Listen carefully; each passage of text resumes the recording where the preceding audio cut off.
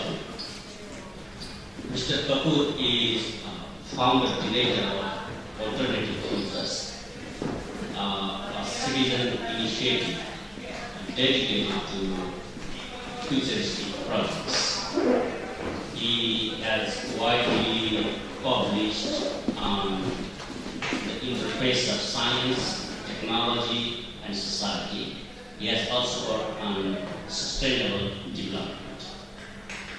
And he has been a consulting editor of the journal Futures, the Journal of Policy, Planning, and Future Studies. In addition, he is director of the World Future Studies Federation. Now, I would like to invite Mr. Kapoor to make his presentations.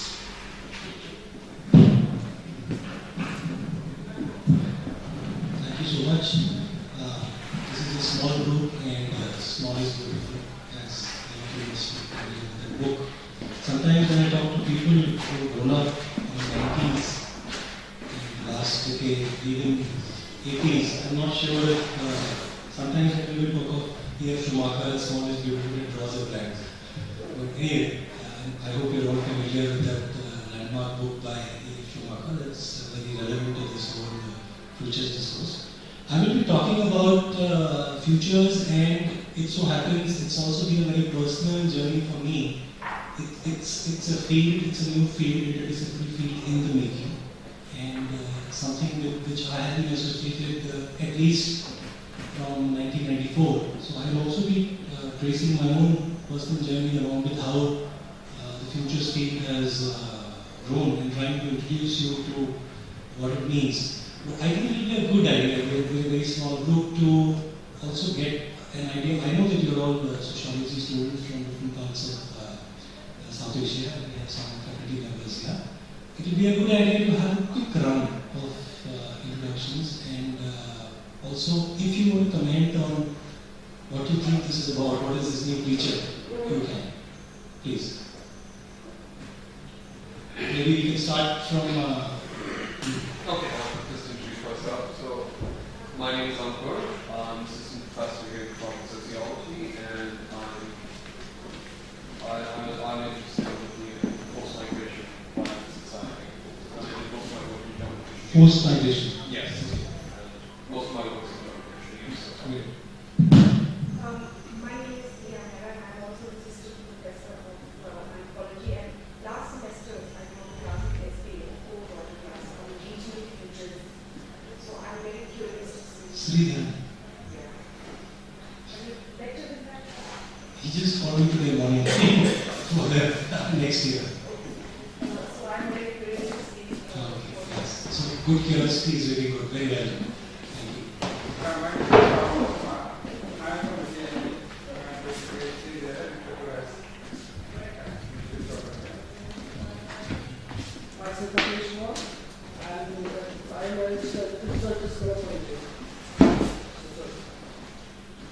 My name is Manu.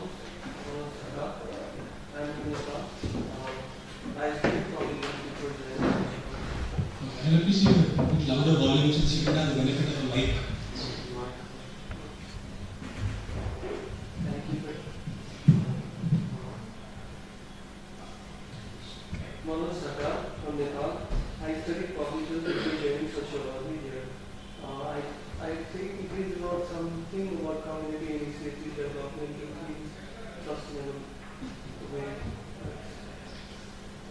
My criteria for many of my Kashmir and in sociology. I'm Soumya from India. I'm Atana. I'm pursuing sociology, master in sociology.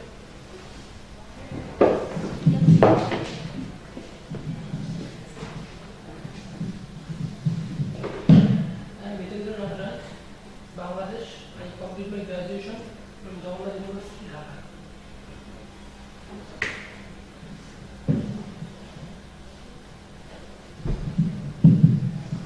I'm Abdullah Mahdi from Bangladesh.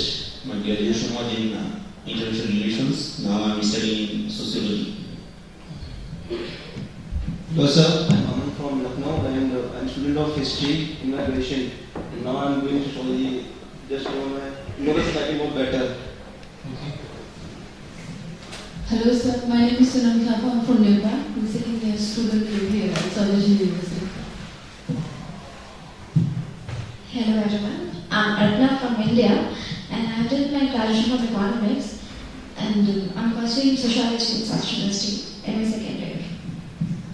So myself, Nafis, I did my graduation in Chinese.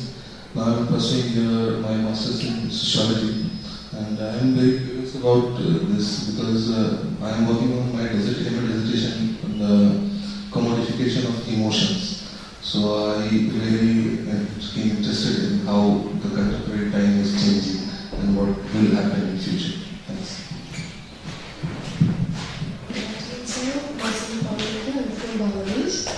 I have done my graduation from Bangalore. The combination was psychology, economics and sociology. And I'm also interested in looking at your presentation because my topic is dealing with migration. And I want to see the policy things if you cover. Yes. Hello, sir. I'm Ananta. I'm from Delhi. I've pursued my bachelor's in sociology and I'm pursuing my master's in sociology second year. Hello sir, this is Amrin. I have done my graduation from JNU and this lecture is important for me because my dissertation topic is I'm looking solar energy as a development discourse. So I want to know about this more about policy thing. Right now I'm reading a book by David Moss, the same Anthropology of Development. So it's basically dealing with policy Development. Yeah, project development. So the book is called Cultivating Development. Cultivating. So my interest is to see this how this policy things basically translate into reality and in society. So that's it. Thank you. I'm Chidanand Basnet.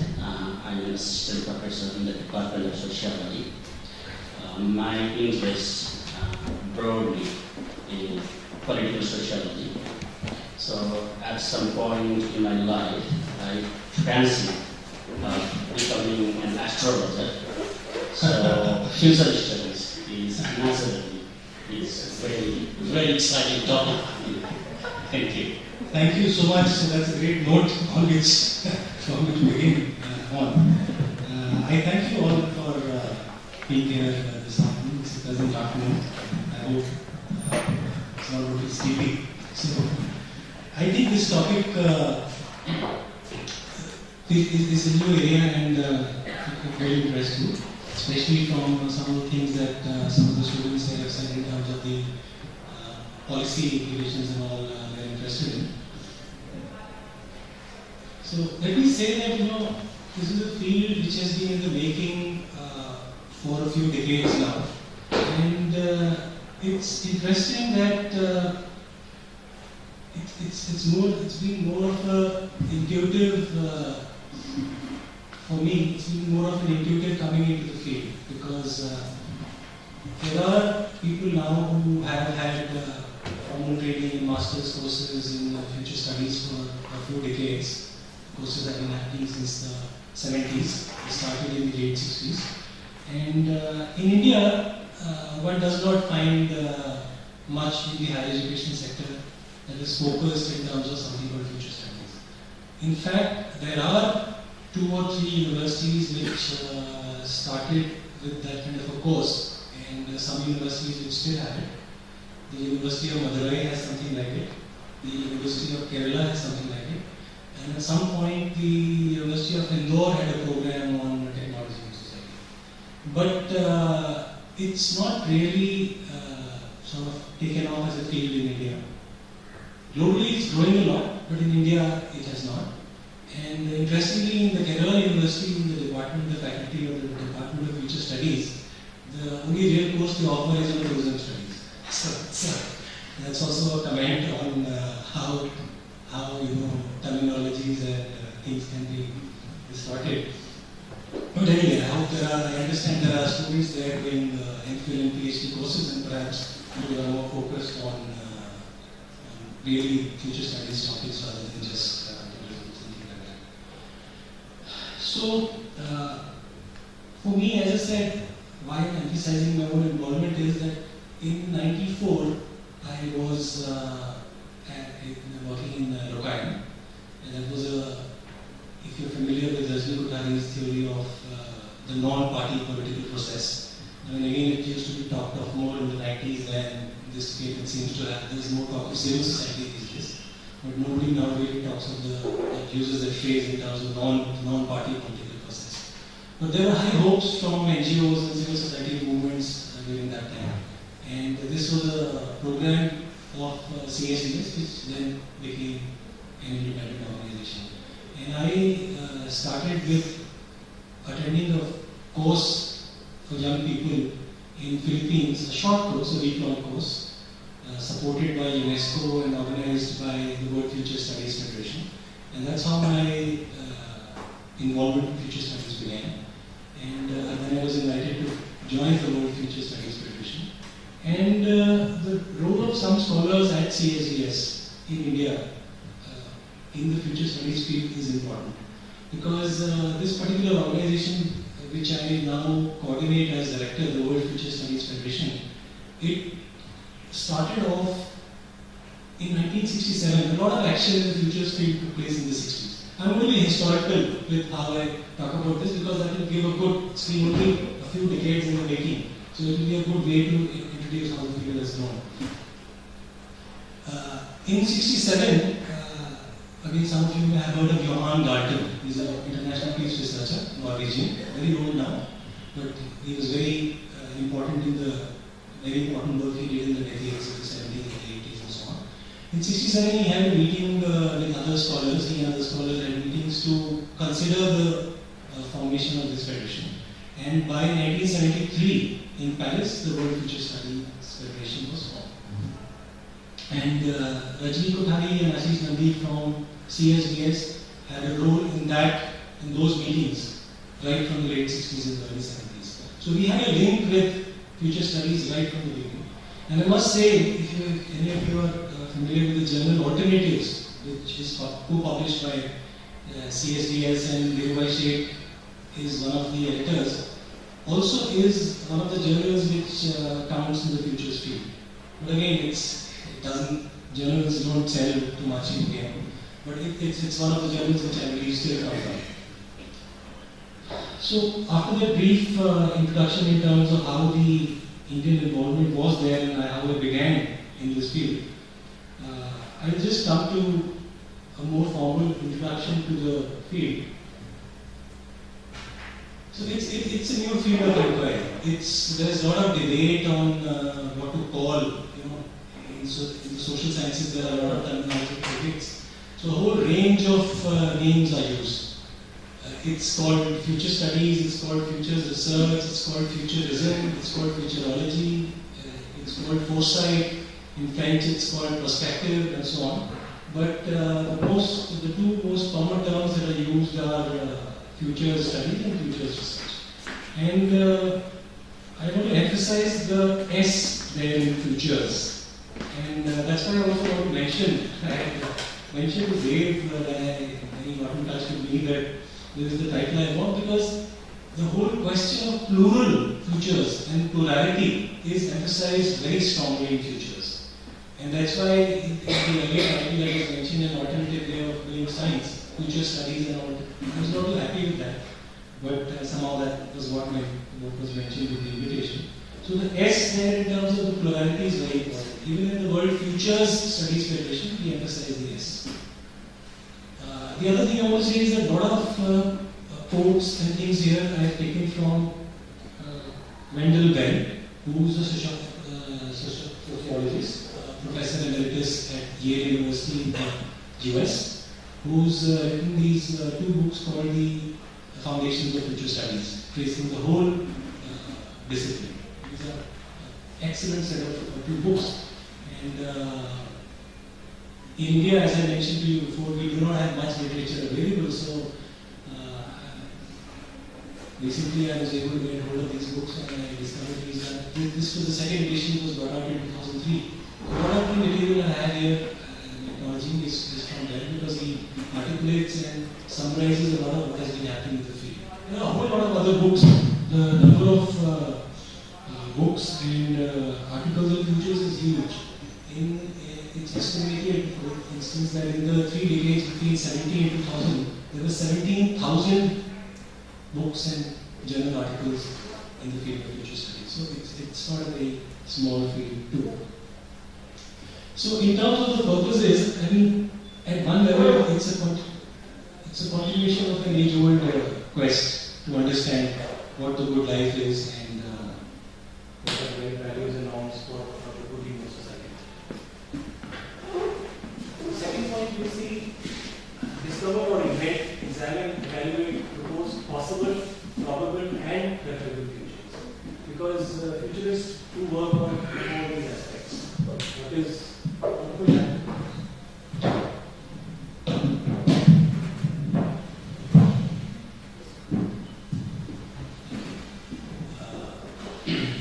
problem is what is likely to happen, and a lot of futurist work is also on preferable futures on what ought to be. And now at times this, there's a whole debate about value neutrality.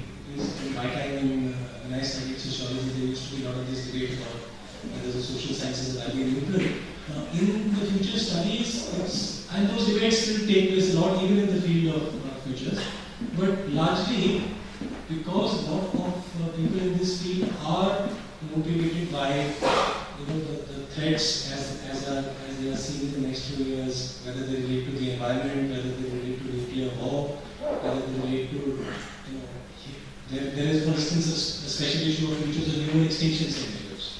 Because one of the things in futures is also to be able to think the unthinkable, and that's how part of the value of future studies. That's part of the value of future studies lies. So by now, I'll place the history for you in the next part of the talk. Starting in the 30s, and to some extent, for instance, the book by Thomas More, Utopia, the Utopian Vision of Society, was written in the 16th century. And similarly, the French author on Jules Verne, I think, the futuristic science fiction novels of the 18th century and the 19th century were also part of what is considered now the futures field. A lot of the science fiction imagination is also considered futures work. So basically, yes, what future studies tries to do is to learn from history, to learn from the past, and then translate this into actionable foresight. So it is in that sense a more, less of a value neutral and more of an action science. It's linked more to, and that's how people like me are also involved in it, because I am not a hardcore academic. I am more of a policy-oriented and in some sense an activist kind of a person working in the field, trying to do projects which have immediate policy and action relevance for a lot of people. And that's how my involvement in the field has been for all these years. Okay, this is the first time I put it down like this, but normally, internationally I've been interacting with a lot of colleagues in the world of future studies, federation and so on, never needs to, but when I was doing a recap and thinking about my own futures journey, and this was a good time in making this presentation here, I thought that I'll trace some of the ways in which I have been involved. And at the very root of my involvement, I just mentioned the question of being involved in actionable projects, and not many others in future studies, is a deep passion about trying to create a better society for the future. You look at the problems, all kinds of problems, whether it's to do with migration, conflict, war, abject poverty. I mean, after all, we are in a country where almost 300-400 million people live in abject poverty. And I will be talking largely in the context of India, but as you are all familiar, it also in some of there are great similarities between India and some of the other South Asian countries. There are of course peculiarities, but some of the cultural context in particular and some of the social economic profiles are quite similar. So I am an intuitive and self-taught futurist. I must mention, I was mentioning to Ankur that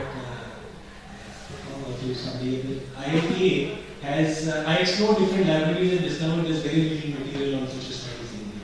And discovered some text material that is available in India, is available at the Indian Institute of Public Administration. So that was a library which really helped me get at least some of the text of futures. And then gradually I've collected more as I've gone abroad, or now it's so easy to just order a text and it arrives at your home, you pay by credit card and stuff like that. But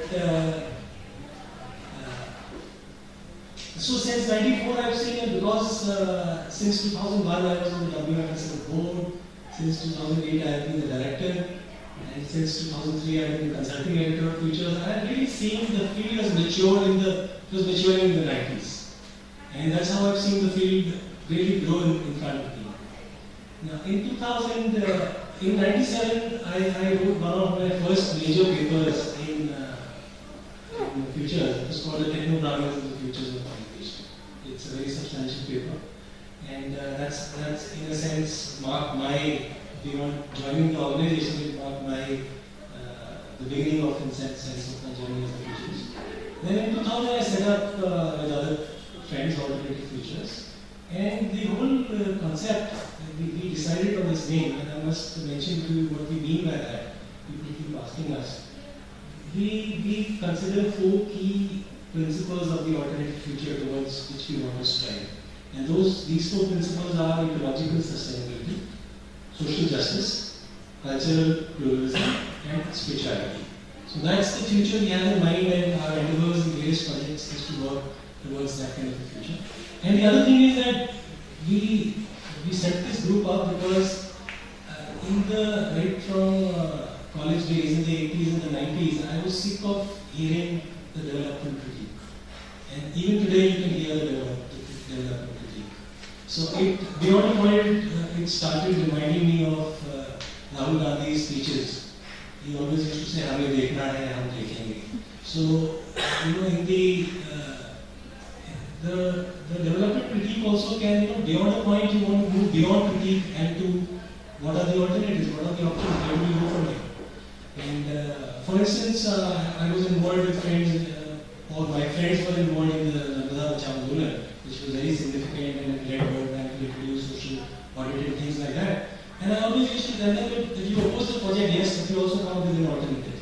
And indeed, they did try it in some form. Some of the people, Rahul Ram, who some of you might now know as the Indian Ocean singer, was a key player in the Narmada Bachao Andolon. And his wife, ex-wife, who's now doing his economic growth.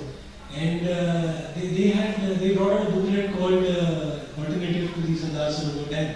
So there were real concrete efforts also towards alternatives, and that was the model we had. But we really need to think of alternatives, not just going beyond the development critique. The typical example, of course, I have is the use of an air conditioned room. And if you want to criticize, if you want to be part of the environment movement, please suggest alternatives, because very few people are able to, either in their own lives or in terms of policy alternatives, suggest any alternatives. Now, of course, we have the renewable energy movement is growing in a big way, and the whole question of sustainability, renewable energy efficiency, and alternatives for the post-industrial society. A lot of this work, a huge amount of this work has been done all over the world, and a lot of that work is also involved people we identify as futurists and working in the futures field. So, in 2004, I had occasion to bring out a special issue of Futures on Indian Futures, which was incidentally the first country issue brought out by Futures on Indian Country. And I also mentioned that we are now doing in 2012, and now putting together a second issue on the future of the Indian economy, because at this stage there is greater interest in the Indian economy and people are interested in it, and everybody is aware of the, I would say, again, unanticipated rise of China and India and some of the other emerging countries. In the 80s, when we lived through the reality in India, I would have never imagined that in 2010 this is where the economy will be. And if you are familiar with some of the projections, I have some copies of the Colorado papers which you can collect. Some of the projections about the Indian economy, they are also quite amazing and not obvious knowledge. So in alternative futures, although the name is alternative futures, I also say that I always tell people that in India we only understand development, we don't understand futures work as such. So we do development and sustainable development work and so on in terms of the projects. But in terms of a perspective, we are very futuristic. So in 2006, our chairperson, Mr. Katpalia, and I, we published this book on charting a new course, a strategy for sustainable management in India's water resources. So this was, applying futures to a particular field. And we've done this subsequently for looking at inclusive financial growth and the whole role of natural resources and skills and the model of urbanization. We worked on those issues also. And in 2008, I became from being a board member for 2 terms, I became the director of the World Futures Institution. So, this was both to introduce to you how my involvement has been in the field and how the field itself is also grown. So, what are some of the basic futurist beliefs? So, what are the attributes of the characteristics of a futurist? And I have a number of people have written about these issues. I've read as compiled a longer list and I've just picked up some of the points from there. It's, sometimes we say that in India, the 2 reasons why, and again that may apply also to South Asia to some extent, and to some extent to astrology that interested me at some point, is that sometimes people in India can be fatalistic. You must have heard in your interaction with the ordinary public that सब ऊपर वाला करता है, भगवान के हाथ में है, and so those notions I do think influence some of the less proactive attitudes towards futures work in India. And I think that's a hunch. The other hunch is that it's interesting that because we are a very old civilization going back to 5,000 or 6,000 years, our focus is always tends to be on the past and the golden past and so on in this. But of course, this is in practice changing fast, but in terms of policy or research work or recognizing the theoretical base of future studies, not much is happening in India. Or recognizing the importance of future studies in the higher education sector or in the whole education field, it's not happening too much.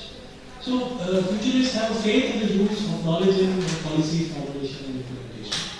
I will give you some very dramatic examples. Civil society in India, which NGOs and all have been very involved with a lot. Sometimes they do a meeting and you will get the notice of the meeting after the meeting has been held. So this is the attitude sometimes that you can find in Indian society. Maybe we have improved with the new information technologies. In the West, sometimes they will inform you 1 year in advance of an important meeting or a board. So that's what shows the difference in attitudes towards planning and time scales.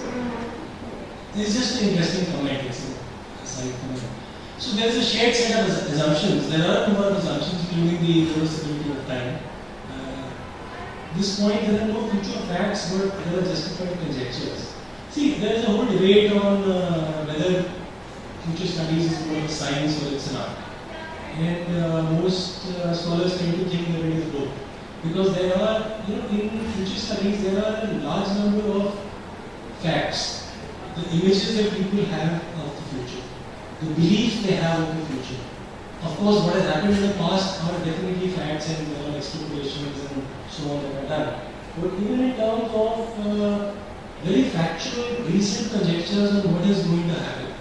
And that is where I'll come to the point about how the whole attitude. Often when I meet people in India, I say I'm a futurist and I'm not a astrologer. Because the whole difference of it being a more scientific field has to be very, very strongly emphasized. Because in astrology and in sometimes the associated, sometimes we have Godwin, all kinds of predictions, all kind of irrational ways of dealing with problems. And I'm not even dismissive of astrology as having some importance. But we are only saying it is not a science. In future studies, we use all the methods of science. We look at facts, we look at extrapolations, we do scientific studies, we do, for example, most famous, I'll come to it later, a very important book which according to me marks the landmark the founding of the field in public imagination was a report called The Limits to Growth. Again, I'm not sure if people here have heard of it. This came out in the 1972 by the Club of Rome. This was a time when in 73 the oil shock, the sudden increase in the petrol prices took place, and because people had just started the environmental critique, the feminist critique from the 60s was just starting. And in 72, this very interesting report called The Limits to Growth, which sold 9 million copies in 29 languages all over the world. So it was really a report which the sort of coming of the arrival of the field.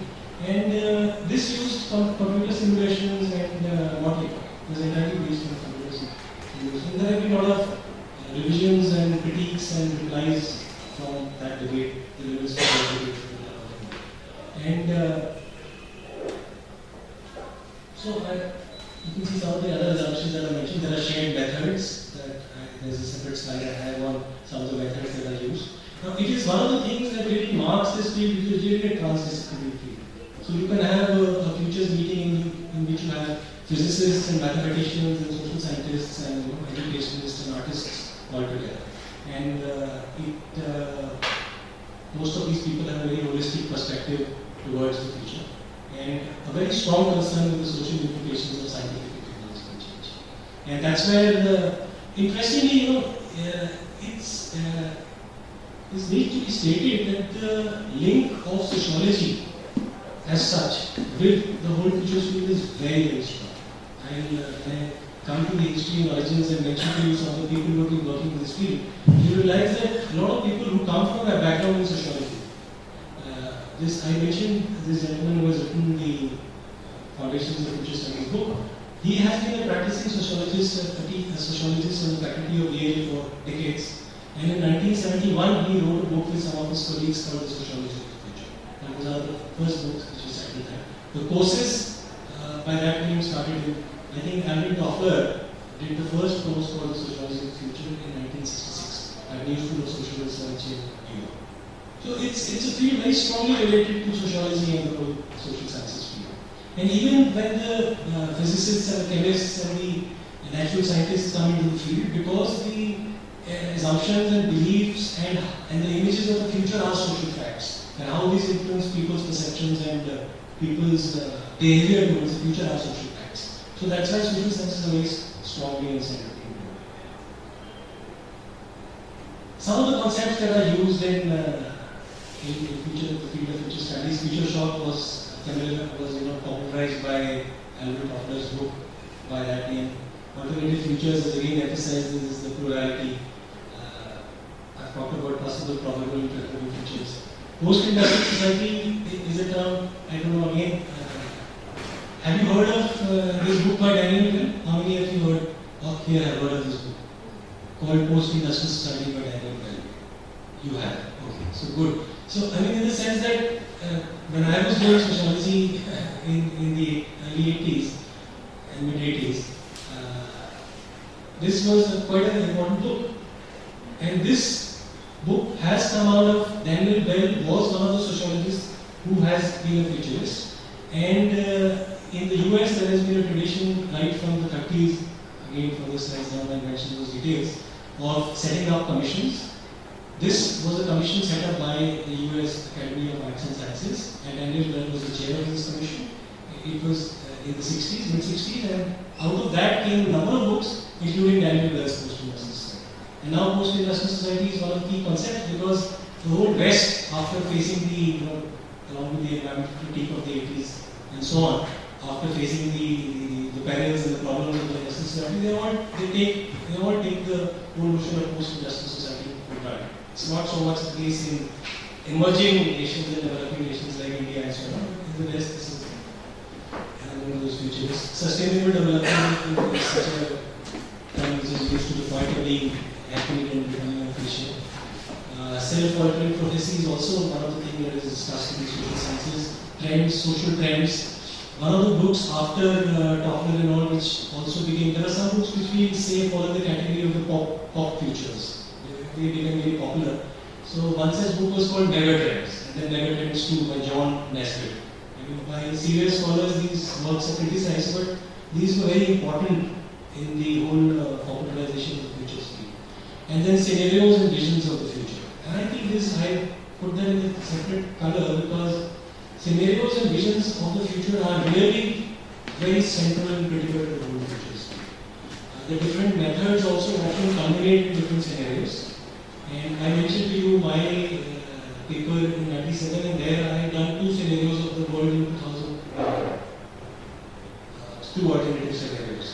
And so this, which similarly in terms of the practical futures work, among people who work as action futurists, visions of the future, or people who work just to transform society. They are really futurists who are doing it, but they may not call themselves futurists. And we can discuss many examples later in the discussion. Are really people with a vision. So the whole vision of having a different future, even at a personal level. And there is, for instance, somebody in the US who works specifically in the field of personal futures. He talks to and advises people on their own futures. And you have a vision of the future that this is where I will be, and then you tend to reach towards those goals. And the same applies to nations, the same applies to societies. Increasingly, the field of regional geography, the same is applying, is happening a lot with cities and towns. In the developed nations in Scandinavia, Europe and US, more and more people are sort of getting into consultations on how they want the future of the region. A very interesting comment on this is that the US has been sort of not having a clear stand on the whole question of climate change and not signing the Kyoto Protocol. But many cities in the US decided that we will support the Kyoto Protocol and we will work for the changes required for the Kyoto Protocol in terms of our own policy and lifestyle changes. So now I'll just briefly, I want to give you some of the basic concepts and introduction to the field. Oh, I see that it's already 35 minutes, so can we extend it by another 10 minutes? And please do note your questions and all which we sort of have. I can have a good interactive discussion later. So, in terms of the real beginning, H.G. Wells, famous for the time machine, in 19, right at the beginning of the 20th century, he wrote this piece, Humanizing. So, this was, and then in 1932, he proposed the science of the future, actually, and Professor of postdoc. Way back in 1932. Sometimes, as I said, I'm really surprised because people, even in the sustainable development field, environmentalists, social scientists, sometimes even write about things which have been published in the 70s and 80s. And I really want to share this comment. I'm not aware of things which have been published. So somewhere, the intellectual legacy of publications is not really respected, and which is why I really also want to mention these things. The American sociologist, he was a sociologist, William Ogburn, he headed the US President Herbert Hoover's President's Research Committee on Social Trends in 1929. So that was one of the first commissions. And he is considered the father of society and technology studies. He was the first president of the Society for the Study of Technology. In 45, you again might have heard of something called the RAND Corporation, which is one of the most famous think tanks all over the world. Very large presence, does a lot of work with the military and the other sectors in the US even today. And now it has branches in Europe and other countries also. So it was started in 1945. The name came from research and development. The N there also should be in caps. So it was RAND. That's how the name became RAND Corporation. And it has been, it is said that hundreds of staffers of the RAND Corporation were advising different departments of the US government in the 80s and the 90s. Now, 1960s was when the sort of field, those were the earlier beginnings, really emerged. And 60s was a great period of the world, student movement. 68, I understand, was really a period of great ferment. And I mentioned to you Daniel Bell's book, the American Academy of Arts. And this was not set up by the government, this was set up by the American Academy of Arts and Sciences as a response to the social ferment happening in the US and other countries in the 60s. 64, this French author who wrote in French, this was subsequently, a few years later, it was published in English, The Art of Conjecture. This is a very important book that marked the future stream. And then, of course, Alvin Toffler's Future Shock, which was available at all the bookstores. I don't see it now. But when I was growing up in college, you could see any bookstore, you could ask the relevant author by name and they would give a book. And then subsequently his other books, some of which he co-authored with his wife, A.B. Toffler, called The Third Wave and so on. They were remarkable books, and I must say that these books have a big role in my own learning and thinking in the future speed. And so I mentioned those courses in 66 and 67. Here I want to mention that today, two of the most prominent centers doing higher education master's program in futures. One is the University of Houston, Clear Lake in Texas, in the US. And the other is the University of Hawaii at Manoa, in Hawaii, in the US, where James Dator is based, who did one of the first courses in 1967. And I will not be from personal knowledge or interaction with futurists. Almost a third to half of the futurists practicing today have come out from these two institutions. I mean, maybe that's an exaggeration, because I haven't met people from all over the world. I've met primarily people who are members of the Federation and some other forums, and many of them have come from these two institutions. So then I mentioned to you earlier about the World Future Studies Federation, which came into being in 1973 after meetings. That's the last point, the bottommost point.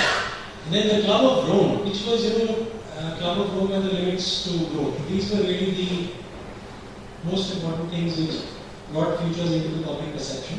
And how did I come to know of it, for instance? I was a graduate in the early 80s, and the Indian magazine Seminar, and along with Najmi Kothari and Ashish Nandi, Ramesh Thapar, who was the founder and editor of Seminar, was also involved in these efforts. And Seminar brought out an issue, I don't remember the exact year, but somewhere in the early 80s. So, and in my personal journey, reading that single issue of Seminar on Limits to Growth was one of the most remarkable things. Because it also, as I said, I'm an intuitive futurist because it also matched with a lot of my own thinking. So I said this was great. And after that, I've been a faithful follower of Seminar. I have issues right from the 80s to this day. And the World Future Society is an interesting body. America is a capitalist society. There is a commercial organization very successful in its membership. We had at one point 60,000 members in the US. It's not so big now, but it brings out also a magazine called Futurism. It's more the pop futurism variety. And also, World Future Society has more members from the US. They talk of technology futures and futures and the whole future as fantasy. I have a paper called Future as Fantasy. And the WFSL is more multicultural. Has more members from all over the world. Although we now are in the process of doing something to get more members from more parts of the world, including the rising membership fees and stuff like that. The present scenario, and we are close to finishing this, just a few more slides.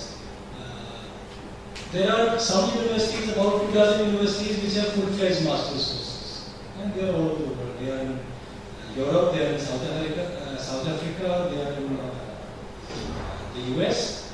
Interestingly, this university in Taiwan, it has a mandatory futures course, one particular course for every undergraduate student. It's quite an amazing. It's the only university in the world which has this mandatory course. Then on the WFSI website, that's the link if you want to see the list of futures courses.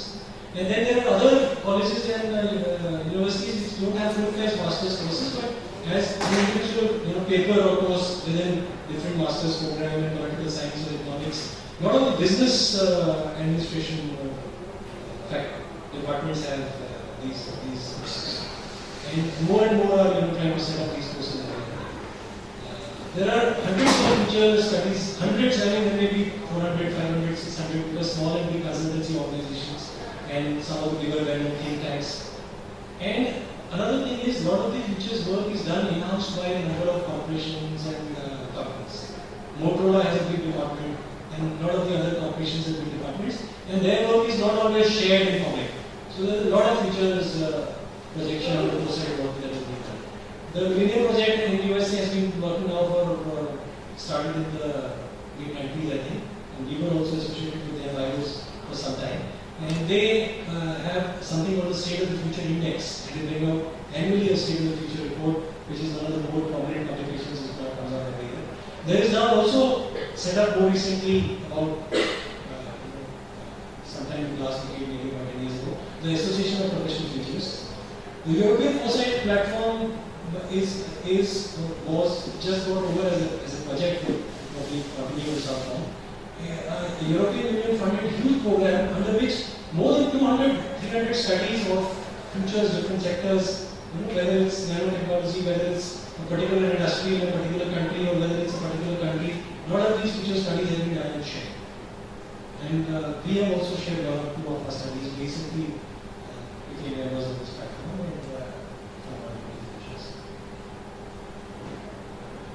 What are some of the methods? Some of the methods are quite similar to some of the methods that are used in other social sciences.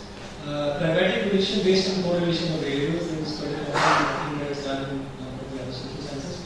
Extrapolation is another simpler method. Survey research. The Delphi method is something that the Rand Corporation and people at the Rand Corporation started in the 40s, I mentioned earlier. They invented and it's been refined. And today, basically what it involves is that on a particular topic, a questionnaire is drawn up. A number of panelists are chosen, their responses are taken, and then tentative results are drawn up. And then again those results are shared with those panelists, and then those results are refined based on this. And interestingly, with the modern, I have participated in some of these studies. In some of the modern studies, it's all done instantaneously. You give your own comments or ratings, and immediately, online, the results are shared with you, and then you also give feedback. So and a lot of the European and US really high-tech work for corporations and all is done through this technique. And simulation and computer modeling is quite critical, and some people feel that it's going to grow more and more with more importance of technology. Gaming is similar, although I should say firstly that I really do not know how it works because I'm not in a lot of instances myself. Content analysis, and in Europe, for instance, with the European Foresight platform, I saw, and also with some of the UNESCO has a futures division, and it supports some futures work. And they are emphasizing more and more, more democratic futures research. I mentioned the regional geography earlier. More and more in smaller regions, what is the future that people want for their own cities, for their own regions. So there's more and more public stakeholder participation. In India, it happens in a different way through these public hearings and so on, but not in this one. Large number of books are available, the 2 volumes by Mendel Bell. I mentioned Foundations of Future Studies. Then there is a online database of the knowledge base of future studies, edited by one of the key futurists of the last 2 decades. He was the president of the World Future Studies Federation earlier, about a decade ago. And he has a number of remarkable works to his credit. So he has about, he has put together under 4 or 5 different teams about 300, 400 articles and so on under the knowledge base of future studies. And Future Shock and the Third Wave by Topper I mentioned. Preparing for the 21st century by Paul Kennedy was a major work which came out in the 90s, and so more of you may have heard of it. And then there are works by a lot of other dissenting or alternate visions. Georg Sardar was the editor of Futures for more than a decade, from almost 2000 to 2005. Now somebody else is doing it. He has a number of works.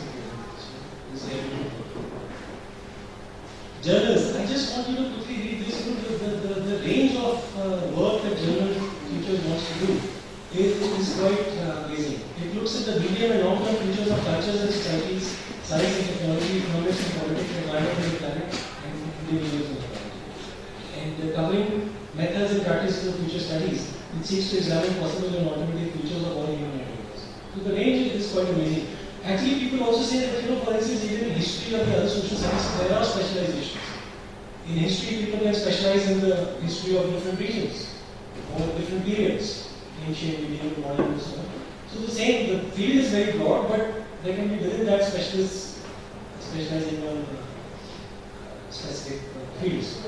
Journal of Future Studies, which is brought out by the Tamkang University in Taiwan. This is interesting because futures is expensive to access. It's a very expensive journal. It's not open access. And in the modern setup, you're probably aware, they say that you can make it open access, but to make it open access, the contributing author has to pay some money. So this is increasing the model how some of these publishing companies make themselves profitable. And but Journal of Future Studies is fully open access, and one of the editors of that is Sohail Ayatullah, who also is of Pakistani origin but now lives in Australia, and who did his work on the theory of crowd and Prabhat Ranjan Sarkar. Notorious in India for other reasons, but also it has a certain academic value which the Anand Mar, I don't know if you have heard of the Anand Mar. So he worked on that, but he's one of the more important futurists today, and he's one of the co-editors of this journal. Technological forecasting and social change, I'm not sure if this has shut down now, it still comes out. Foresight, Future Survey. So these are, I also mentioned to you, alternatives which has an Indian connection. In terms of national foresight efforts, this example is very interesting. You know, you're all aware of the 9/11 attack on the US. It's very interesting that this committee, which worked from 1999 to 2001, February 2001, it gave its last report, and it mentioned and gave very strong recommendations that America needs to do something more about its homeland security. You see that quote, America will become increasingly vulnerable to hostile attack on our homeland and our military security will not entirely protect us. This was given to the president in February 2009. But as much as Future's work is true, you know, the ignoring of Future's work by policymakers and people in power is also true. So we see that no heed was paid to this, and I mean, that is not saying that the attack could have been prevented, but it was anticipated in one sense. Finland is a very small country. You're all aware of it today. In the days of mobile phones, Nokia is a Finnish company, and Finland has a very strong presence in work in futures. Finland Center for Futures, FFRC, Finland Futures Research Center at the University of Turku, which is the fourth or fifth largest town, has a turnover of euro 5 million in terms of the consultancy projects that it does on in the field of futures research. And they have also have Finland Futures Academy, and they have a permanent committee of the Parliament of the Future, which has members from all political parties. So some countries are very futuristic in their own. Kuwait did an exercise, and there are a lot of those exercises can be listed. These are just some examples that I want to share. So in terms of the work that futurists do, some is obvious. They often work with clients which may be governments or corporations, write books and papers, they research on specific issues and sectors. Scenario preparing is the outcome of a lot of their work. A lot of work gets done on the methods of future research. A lot of people are now teaching and also teaching at the age. In some countries, they are now taking this field into the schools and teaching even at the secondary and primary level. Not primary, maybe tertiary and secondary level.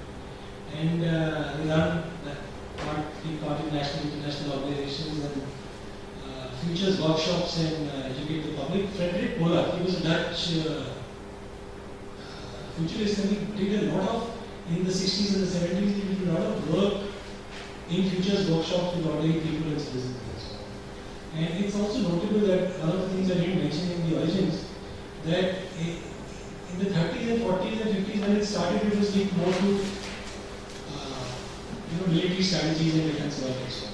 But subsequently, especially the work of Gabriel Pesach and a lot of other futurists, humorist futurists like Frederick Pollack, the work involves more even in terms of sustainable development alternatives, peace research and things like that. So this is a concluding slide. Thank you. It's gone on much longer than we had expected. This is a quote from Mental Ware that despite the availability of many futures materials and teaching methods and a long history of the field, despite its many contributions to practical decision making, future studies today remains a neglected subject at all levels of education on every continent and in every country.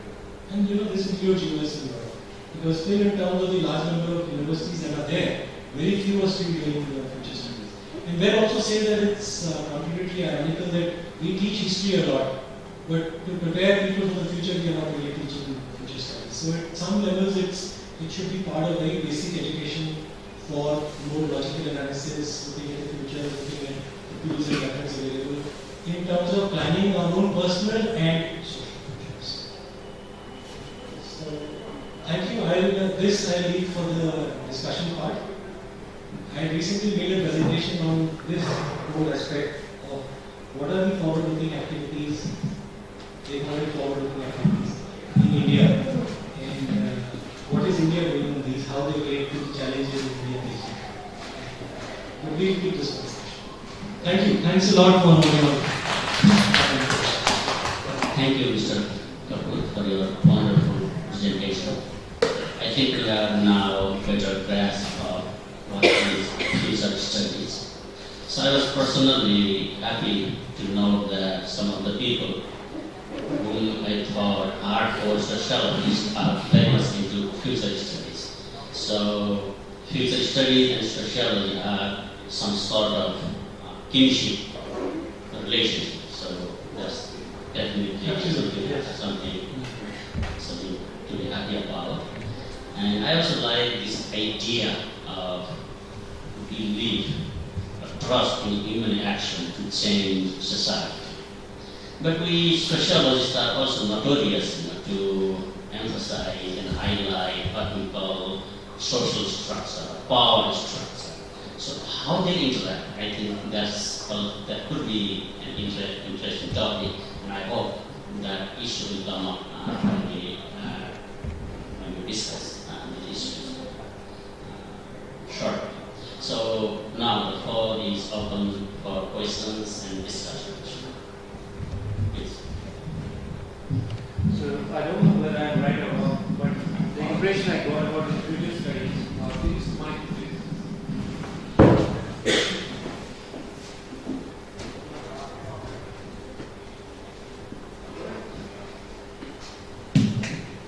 I don't know whether I'm right or wrong, but the impression that I got about this future studies is that it talks about future more in terms of development discourses and its implications.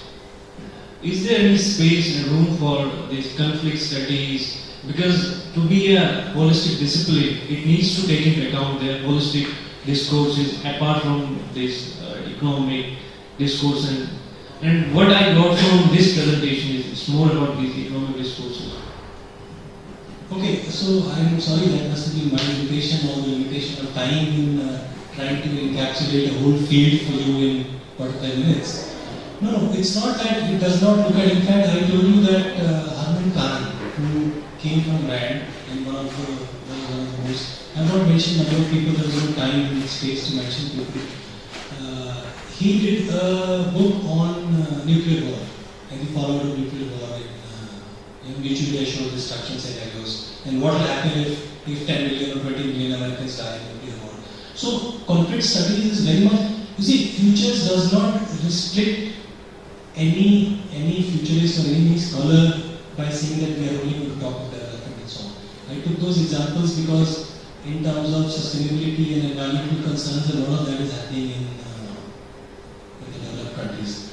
A lot of work is happening on educational futures, on pedagogies for education, the right pedagogies and integral futures, holistic futures. So conflict and this whole question of migration, and these are all very central concerns. And it's a question of, see, at one point, at one level, it's an emerging field. I call it a perspective. It's like, you can look at anything in social sciences these days from the gender perspective. So you can look at anything in the social sciences these days from the futures perspective. So absolutely, war, because a lot of I told you, the earlier work was in fact on war and military strategies. And then the civil society, so to say, the peace researchers and the social scientists and others who wanted to talk more from the point of view of positive things. And that is why those kinds of elements came in. But when you talk about peace research, you obviously talk of mitigating and overcoming conflicts.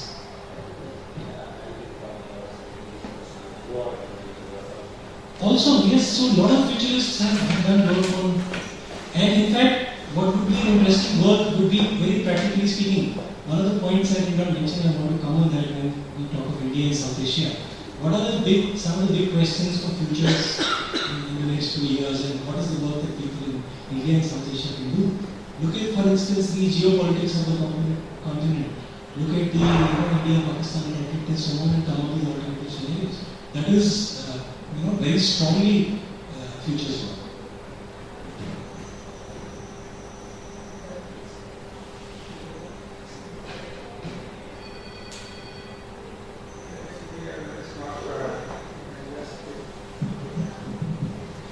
So in the first slide, there is a mention of techno-Brahmins, the future of communications, 1977 in the first slide. In what sense is the techno-Brahmin, the word Brahmin is used? See, that's my creation, so I can tell you. I made a conceptualization. This paper was written in 1997. So I made a conceptualization, a scenario for 2100, where because of the evolutions in technology and genetic engineering and stuff like that, we will have a society stratified by access to technology. So I use the analogy of the caste system, the top of the. I think then your own slide, your statement is contradictory. In the first paragraph, you are saying that it should be without poverty, deprivation, discrimination, hatred, war. And other side, you are using the word Brahmin. It means that when you are talking about satisfaction, it means you are not talking about Hindus and not talking about Buddhists, Sikh, and Muslims. Okay, let me just answer that. It's pretty simple to answer that. When one is using the term. Only the Brahmins cannot be technocrat. Other people also have good educations. Let me respond to this. I get your point. See, two things here. One, if you notice, I said that we talk of possible, probable, and preferable futures. So, in fact, the whole idea of doing that paper and talking of techno-Brahmins is to come up with a scenario which ought not to be. So it's talking of, when I presented those two scenarios in the paper, it was talking of the possible or the probable futures, not the preferable future. Yeah. So I'm not saying that is, please let me complete. So I'm not saying that is the preferable future. And the second thing, just because one uses a term, this is I use the term in the sense of Max Weber's concept of the ideal type. So it is a term for a construct. And one can use any term. One can call them, as zombies and idiots and something else. One can call them A, B, C, D. One can call them anything. So I prefer to emphasize the element of social stratification. Just to emphasize that there will be social stratification is likely to be in view of how technology access is going without democratizing society, without equality in society, without access to technology and the internet and so on, and anticipating what will happen, much more will happen on this in the next 100 years, we may end up with a scenario where we have a stratification. I have simply used the term techno-Brahmins for it without, the term does not imply in any value implications. This word should be used by pundits. I think it should be appropriate the word over there because it will not have any conflict. You see, now it's important to respond here for you to understand. We just said, I come to this whole debate of whether it's a science or an art. See, in science, you're talking about facts. In art, and that is why I also take the position that it is both science and art. Because in art you're doing creative expression. When a painter makes a painting in a particular way, you don't tell the painter that you should not have made it like this, you make it like this. So it's the person who's preparing to construct a vision, a scenario, has a freedom to choose his language, what the scenario is and what the words are. I mean, you make a scenario and you are welcome to use the term pandit. I made a scenario and I use the term techno-Brahmins. So there is nothing wrong or right about it. It's just a description for a construct. What we need to understand is what the construct is. Incidentally, this paper and some of my other papers are available on, I mentioned to you that Futures is a paid journal, not easy to access. But my papers are all available on our website called alternativefutures.org, which is mentioned there on the title page. And from there you can easily download and read those papers.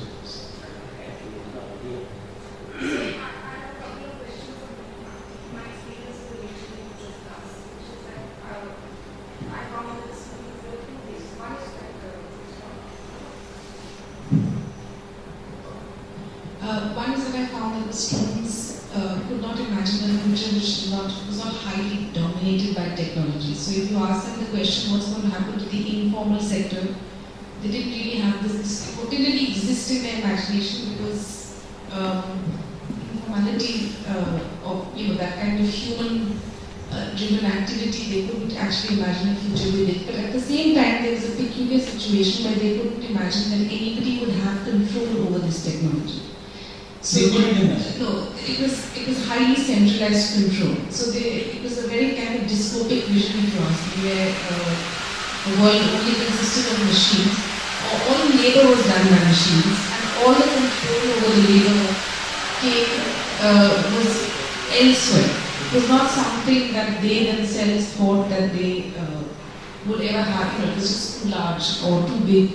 And I'm just wondering if this is the kind of thing, or how you address that kind of thing in a discipline that is, I guess, scientifically based. How would you address these kinds of imaginaries that, at least this, it's not imagining that I have, but it seems this younger generation it dominated the conversation. Yeah, very relevant question, and that I said some of the big areas for the future. That is one of the big areas for the future, because you mentioned one kind of technology. Now look at the whole question of genetic engineering. I don't know what all technologies they mentioned, because they say urban studies class, so it was all about transport about humans in cities that absolutely. perform buildings. So it is a social fact that with the modern generation, younger generation going with what they have seen in technology, their imagination is limited to only imagining certain scenarios where technology is dominant. But so that is why it needs a creative younger person or somebody else to come into this area very easily. Also, when it is more in think about how technology, whether it's ICTs, how about genetic, when you enter into the field, and you are going to face those questions. The UK is already, I read a report a month ago, the UK is already going to permit genetic engineering for babies. So you're going to have, in a few decades from now, that was one of the things in the scenario for dystopic scenario for 2001, or much later, you're going to have a situation, and that will perpetuate inequality in ways that social scientists have not thought of. You're going to have designer babies, which some, the rich, will have the capacity to do, and the others will not. So that will throw up ethical questions, that will throw up political questions, that will throw up questions of social stratification. The same, what you're saying about, I agree with you that the modern imagination, the imagination of younger people, especially the architecture students, is more into, that how people already say that Google has already tested the driverless car, and all those things are there. So there is and that's the kind of thing that also the World Future Society people, the American futurists fascinated with technology, are often talking about. So in terms of how to get out of that vision, I think you have to, the people in the social sciences, in architecture, in sociology, in also fields like art and media, have to show them what the implications of that can be.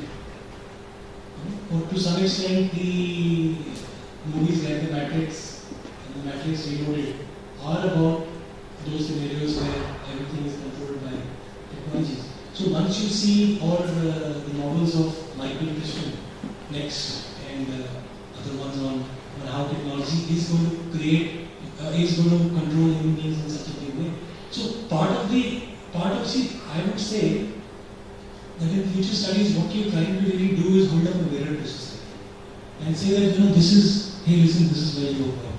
So if you have visions where you can say what the dystopic effects of that technology control will be, that's the creative good. That's the. The thing about it is that they themselves were aware that there was a dystopic and their vision was dystopic, but they couldn't imagine a vision that was not entirely there. They understood, for instance, that there was something very scary about it. But they couldn't imagine a situation that was not entirely technologized and where that technology was not entirely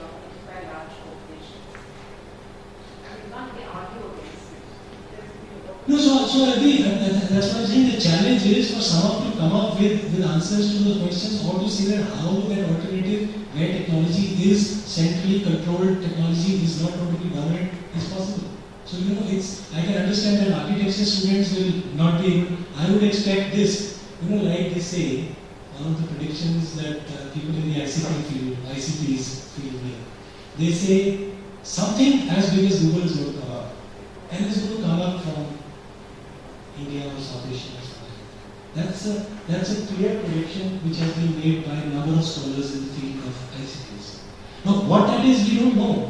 That's something. But what it is, of course, we have this thing in the economy about the entrepreneurs and new types of economic activities. And look at Flipkart, for instance. Something a company started 5 or 6 years ago, and the way it has taken on its face. So, what I'm saying is, it poses a challenge. What you're really saying is you are giving a pointer to a question which is a big challenge. Can we imagine a scenario where technology is not going to be done? So that's a challenge for you and for me. We need to come up with those scenarios. And even more so, I think the artists and the storytellers and the political scientists and the human rights people and the educators and the philosophers, they need to come up with these things.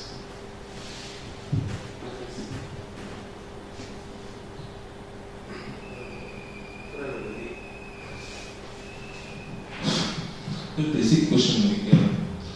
I have a problem with the word exploring futures in the title. I think that is for me it sounds like structuring future. Like it's all, I believe, and that our present is not free. It's been structured, not by me, not by you, it's from others. And the world which is structuring our present is also attempting to structure our future also. So it's all, again, it's coming from the whole notion of that exploring future. It's coming from US or the West. It's not, I haven't heard, and you mentioned that it has emerged from some third world country, and like it's kind of forcing that, okay, now we have the structure. It comes to me like, now we have structured your present, now it's time to your future also. This is capturing the future also. So in this way, I see this in this way. I can only see that if you're reading more into the lines than you should, that to some extent the issue of how the internet controlled by certain corporations in the West, or to some extent the whole question of dominating the categories of knowledge is there. But I don't think the term exploring futures itself conveys that. And in fact, you explore, when you use the word explore, you have the notion of open space. You explore space. You explore something that is open. And I think in some of the shared assumptions and methods of future studies I have mentioned, that Devil mentioned and futurists mentioned, and I have put that there, that the future is an open field, open to human action. Now, what you say in terms of everything being structured by forces outside of you. You know about Margaret Mead? You heard about Margaret Mead, famous anthropologist. The most famous quote, it may have been quoted thousands of times. I quoted it also in one of my papers 2 years ago. I really should. In fact, you must see that particular issue called Transformative Initiatives. And I have the introduction to that, which is a very substantive introduction written up, and it's available on the website, the introduction to the special issue on Transformative Initiatives. It exactly deals with this question of agency, of structuring and what human beings can do. Futurists believe that human beings can change things. Margaret Mead, whose quote I use in that paper, says, never doubt that a small, I don't know exact words, but I'm coming with the thrust of the quote. Never doubt that a small group of human beings can change the world they always have. So what futurists say is, there are always activists, it has an activist orientation. It doesn't say that, that forces are structuring the world in a particular way, so they we can't do anything and we'll fold our hands and lie back. No, what it says is that you are free to imagine another future and you are free to work towards it. No, for instance, everybody talks about how the capitalist forces are dominant. Now, there are also a huge number of efforts trying to think of an alternative to capitalism or trying to think of capitalism with alternative features. You have this book by Rajni Bakshi, just came out 2 years ago, Penguin book. It documents, it's a fat book, 350 pages. It documents alternative economics throughout the world. What are these whole protests in the US and Europe that recently took place? What was it called? The Occupy. It is people who do not want to participate in that capitalist structure. So one can have a defeatist attitude, which would not be a very futurist, action-oriented attitude, saying that everything is structured. You see, let me give you a personal example. Let me put it in another way. From my batch in school, everybody who came out is either a doctor or in the IT sector or in business. I am the only person who chose this field. Why? Because as I told you, I consider myself an utopian futurist. Because I thought the thinking was it went like this. When I took up sociology, the thinking was in order to change something, you need to know how it works. I think that's what this is also about. How that's a comment also from Tokyo, one of the founders. Same with future studies. If you anticipate what's going to happen, you will try to control those forces. So I would say that that's the whole concept that even our my research group, Alternative Futures, we try to present alternatives to what is the mainstream approach. For instance, one of our current projects is a climate change adaptation. Because if you just say that everything is structured and you can't find these forces, you just abandon all hope. But there is a way to hope. But first, you have to use knowledge. You have to use the methods of. You see, one of the things problems I find with people, social scientists and others, there's a term used by this psychiatrist and author, superb author, one of my favorite authors, called M. Scott Peck. He has books called The Road Less Traveled and other books. And he uses a term called the map of reality. We have to constantly update our maps of reality. One of the problems I find with social scientists, with bureaucrats, with people working in different fields, not just social scientists and bureaucrats, many people, is that they are not able to update their maps of reality. They do not have relevant information about how the world is changing. So one of the most important things, I spend a large amount of time every day of my life trying to find out what's happening in different parts of the world, how society is changing. Because unless you know the forces at work, how can you grapple with it? How can you suggest alternatives? So, as about the title, I don't agree with you that exploring conveys a notion of structure. How can exploring convey a notion of structure? No, sir. While you talk about destruction, it also contains what knowledge we have. How can we be so sure that what knowledge we have, it's not it's very free, it's value free, or it's very kind of as knowledge in the quote unquote ideal type should be there. It has what comes to us. It's also somehow it has been tampered, and it has been tampered with the very kind of who is the power relation. It also comes in. No, but tell me something. How do you deal with this? For instance, if I were to ask you, then okay, this is how it is. How do you deal with it? That's what we want to look at. So my suggestion is that you deal with it. That is why I often tell my colleagues and friends from the West, I said the challenge for us is double. Because we have to know your epistemology and we have to know our epistemology, and then we have. Then the discourse of knowledge should be changed.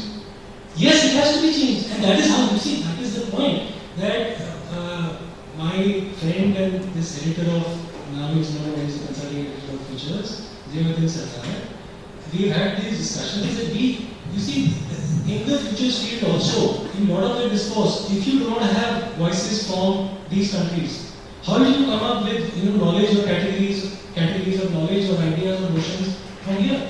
You will only have whatever they say. Now, and this reflects it in very pragmatic terms also. Let me share with you something that is happening in our federation about this. We have a feast which is standard across the world. And for 3 years now, I've been finding that why should we have a feast which is standard across the world? The feast should be linked to the earning capacities in different parts of the world. And now we are going to change that.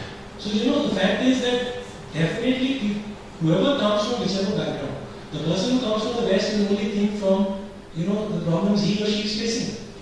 So, we need a much bigger presence. One of the problems I've said we had with organizations like WFSL, with the Future Student, we have very few voices from countries like India or China. I mean, India and China together are 1/3 of the global population. But if you look at membership, we have about 6 members out of 250 members. So, you need to have voices from these countries, but those voices have to be capable to understand, what the rest is saying and what is the problem with their knowledge categories, and then to question. So you have to dig deep. To build high, you have to dig deep. So you have to examine their categories, where they come from, what are the problems with them, and then critique them. And then from critique move to alternatives that you can suggest. So it's a tough task, and that is why it also doesn't happen very easily. So my question is basically related to this public policy, because I think they are also futurists because they made a plan for us. So in India, IGNOU offers MA course in future policy, public policy planning. But the eligibility, you must be IAS officer to enroll in that course. So my question is, if they made planning, that's quite good. It's look very fancy also. But when coming to reality, these things are not, translated into reality, and nobody, think on this. So how you actually plan very good thing for the society, but they are not actually translated to society. How you tackle this type of things? I'm not sure I fully understand your question. You're saying that those Actually, are available? yeah, our vision is very good. We have a millennium goal, so many things. But due to this many type of things like bureaucracy and all these things, if 100% is coming from the society, then like 95% is waste, 5% is going to the company. So my point is that how this this policy is translating into reality, that is in society. See, the problem you have mentioned is that bureaucracy playing a negative role in society. We are very familiar with that in India. And I can only say that, if you ask me, there are 2 ways of dealing with that. I've often thought of creating a network of honest bureaucrats. I'm not a bureaucrat, but I have some friends in the bureaucracy. There is a need, and there are instances. A few years ago, the bureaucrats and IAS officers in UP got together. The IAS officers in UP, mind you, got together and named 3 of the most corrupt IAS officers in UP. It was not done by anybody outside, it was done by them only. So, there are forces within the bureaucracy also which are positive. But yes, most often what happens is that the bureaucrat will most often tend to go for the status quo. And we also see that, you see so many things in real life. Recently, I met a bureaucrat in Bihar, a very senior bureaucrat, also from my college, and outside his room had about 100 tube lights. He was wasting so much energy. Literally 100 tube lights on. And outside his room, I could see a tap which was flowing all the time.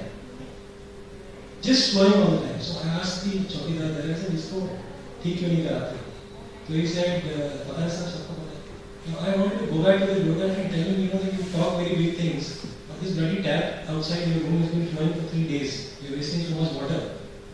He and everybody else, he's a principal secretary level officer in Bihar government, and there are so many others. They're all seeing it and they're letting it happen.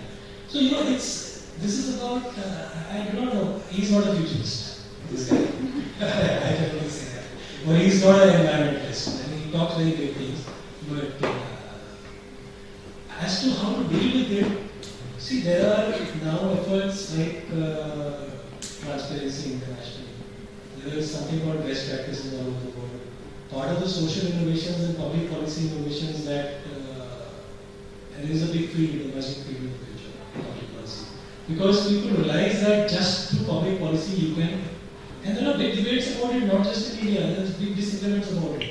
In the whole US election, you must have seen the big debates about Obama's health policy. Now it's a policy which is meant to be more inclusive. Because otherwise the situation in US before this health policy was there's a carpenter, he knocks off 3 of his fingers and he goes to the hospital and they are told your insurance or you don't have insurance, you can only pay for joining one finger, you won't join the other finger. The situation is as bad. And it's worse than it is in India. But there are big debates. There are still people who leave on the other things. There are the US as a tax structure where why I'm talking of US, these are problems not just with the bureaucracy, not just in India, it's everywhere. They have a tax structure where the rich guy pays 15%, but the middle class guy pays 30% tax. They do it because that's their attitude, there are problems with it. So the whole futures field, in fact, I also did very early, and that paper is part of the knowledge base of future studies put together by G. Snyder. It's called Future as Fantasy, forgetting the clause. It is a 9-point critique of future studies and analytics practice or dominant social science and analytics practice, raising some of the same issues. But as I said, things also change. In the West, it's becoming more democratic. The futures field also needs to become, in terms of knowledge categories and what we can say in participation from people in parts of the world, it should become more democratic. Same applies to government. We need to deepen democracy. I mean, India is the biggest democracy in the world by numbers. But if you look at the substance and content of the democracy, there is no. So there is a lot of work within futures also on democracy. And some of the best people there's a person, for instance, who works on social economic democracy. And he has a thesis. You must have seen comments in India about now, the private sector salaries. Ridiculously high salaries in a poor country where people earning a few crore rupees every year. So this gentleman from the US, I think George, even something is named, he has a proposal that in social economic democracy you have to have an upper limit on salaries and income. No, it's up to people, those societies to take up those proposals. If you take up those proposals, it's same in India. There are a lot of. That is why one of the things we do, one of our initiatives in Alternate Futures is to document positive initiatives to change. Because a lot of people have done a lot of positive initiatives, but those don't get the kind of press they get forgotten. A lot of things to deal with, and even some government officers have done. There was a person in Madhya Pradesh who has changed the manner in which the ordinary public can access public health services, and he's done fantastic work. He's done the Nobel Prize. So, policy innovations, social innovations, administrative innovations can be done.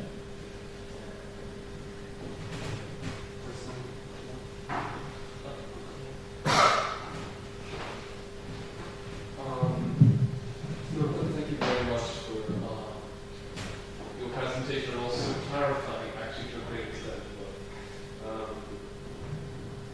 when you sort of deal with future studies. I remember even sitting like actually saying that actually a lot of the innovations of what was at one time future innovations did not come from science, it came from short-term science fiction writing. So, what I find really fascinating about this field is that it's actually something that exceeds a lot of academic finance in that sense. So where we sort of start to think it must be quite exciting to see it's something you can't really quite bring into an institution.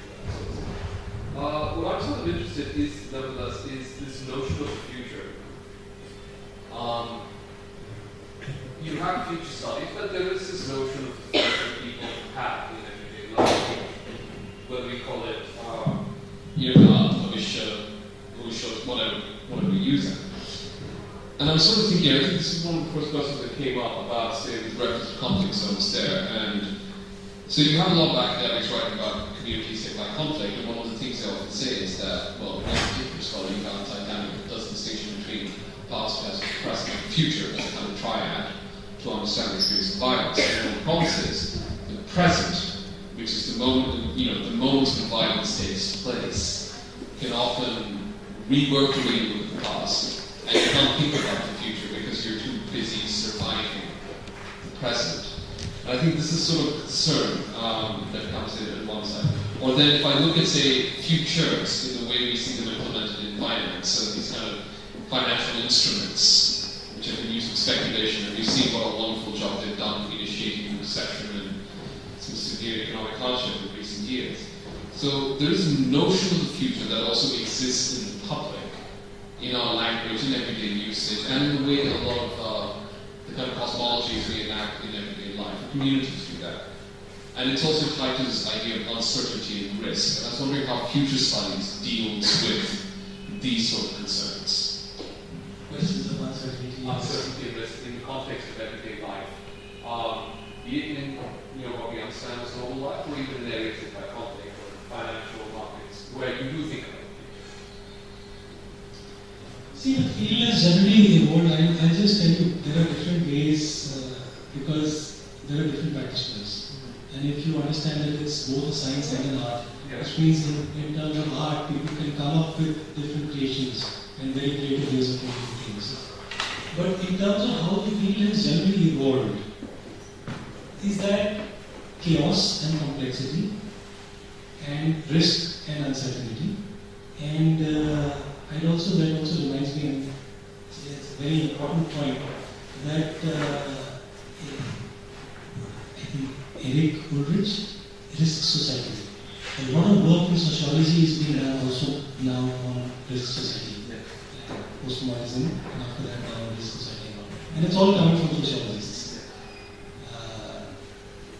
So the dominant, the major view is that earlier there was when the field began, when I was younger, there was more emphasis on prediction, uncertainties, and so on. For instance, when Rostow, he had this theory of takeoff by developing countries over 5 stages and models and so on. Now, more and more futurists say that the fact that we study the future, which is the future, and try to create in the future, does not mean that the future is certain or that we are very well aware what it is. A greater degree of uncertainty, at least, is accepted. And as far as risk is concerned, see, it's a real social trend. She mentioned something about how the people cannot have, the students may only have images of where technology, dystopic image, where technology is going to control a lot of things. Similarly, in terms of risk society, and this is I'm talking of Eric Ulrich's formulation, and the others who have been working on these lines, that to some extent modern society, with nuclear plants, with the impacts of climate change, with the ICTs, computers and stolen passwords, they're all living with a greater degree of risk. I imagine that now they're talking in Delhi of building, skyscrapers, so many stories, and some of these buildings, Delhi, for instance, is an earthquake-prone zone 4, and most of our buildings today, I don't think have adequate measures to really control, to counter an earthquake, a really serious earthquake happens. And I can only say that as a practical futurist, when a friend of mine said that I want to buy a flat in East Delhi, I had to say, please don't. Because you are just next to the Yamuna, you are sitting on clay soil, and if an earthquake comes, those buildings will be the first to come down. So don't invest. So some of the question of dealing with risk and uncertainty is being aware of things. And one of the biggest issues is that, for instance, a very specific example. Look at BT Great Job. Now, there are, the science is very difficult to, which side one is on. It's very difficult because there are both advocates. There are people who are saying it's accepted in the US, so why can't you accept it in India? There are people who are saying no, it's, and even at the level of ministers, even the scientific committee has, some people are for it, some people are against it. So it is let us assume that their decision, they take a wrong decision and they are wrong. I'm not for it, I'm not against it, because I don't know the science enough to say that what is correct as far as BT Great Job or genetically modified crops are concerned. Something else that is, for instance, organic farming. I'm 100% for it because I know that it works, and the whole thing that it will not go enough crops and etc. is more of a sham. It can work if followed properly. It can give you almost as the same yield that and a more sustainable yield than the other kind of grain evolution crops can. But GM crops, now, so there is a certain amount of risk involved. There is a certain amount of risk involved with, to take a different example now, the nuclear plants in Japan. So after the current Fukuyama disaster, they are now saying they are almost winding up the nuclear, but there is a cost. Same with India, because somewhere if you need to have other sources of energy, so you have to, the question that society has to decide through its experts and through its public and through wider knowledge dissemination is what is the acceptable level of risk. There is always an acceptable level of risk. If I go out, if I drive on the road in Delhi, I have a greater risk of dying in a car crash than I have if I fly. The risk. So some of these obvious facts are also not known to people. They say that if you look at it, if you go to if you take your vehicle outside Delhi to a destination 200 kilometers from Delhi, I mean the rate of road accidents in India is so high. So in terms of, I want to address the fees. Then in terms of one of the issues that I want to work on is road safety in India. Because it's pathetic, it's the worst rate in the world. The maximum number of people, there are more people in India who die in road accidents than who die of, let us say, cancer or something. So it's, and even for cancer, there are the public policies. You promote certain things, they will lead to cancer. You don't promote certain things, they won't lead to cancer. So, you will have, let me give you a third example, terrorism. One of the things they use for ammonium nitrate, and it's freely available. And the government committee meets for 5 years, and in 5 years also they can't do anything to ban it. It's still freely available. And it's one of the most common components used in bombs by terrorists. So it's once the public is aware, once somebody is aware, he or she can campaign for the right. That's called public policy advocacy today. It's an emerging field. And we also want to get more into it because otherwise the government will not listen. You write so many articles in the paper. You have to work with the government to try to convince them to do certain things. So in terms of coming back to your question, on very relevant question. So it's to some extent risk is always there. The society has to accept, has to decide its acceptable level of risk.